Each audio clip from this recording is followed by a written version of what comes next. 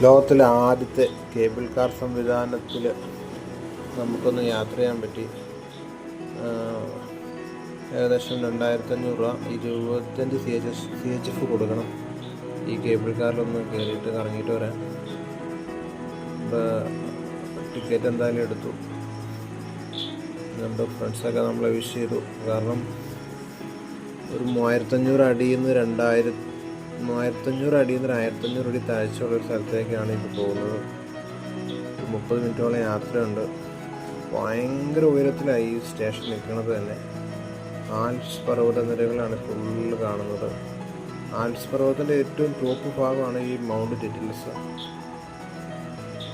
അതിൽ കേബിൾ ആൾക്കാരെല്ലാം ഇങ്ങനെ കുറച്ച് കണ്ടിട്ട് ഇങ്ങനെ കയറി പോവുക.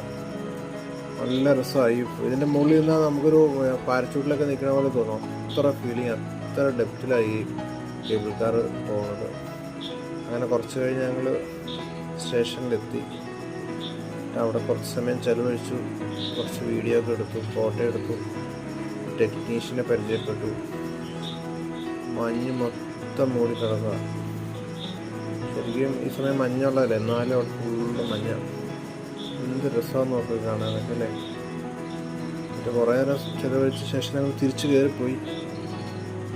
ആ കാണുന്ന സ്റ്റേഷനിലേക്ക് എനിക്ക് പോകേണ്ടത്.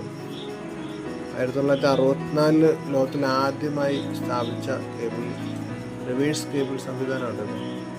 ഇതിങ്ങനെ പോയിക്കൊണ്ടിരിക്കും. ആൾക്കാർ കയറും. ഭയങ്കര പേടിയാവും. അത്രയും ഡെപ്തായതിൻ്റെ മുകളിൽ ഇത് പോയിക്കൊണ്ടിരിക്കുന്നത്. എന്നാലും നമ്മളത് വളരെ വിജയകരമായി പൂർത്തീകരിച്ചു.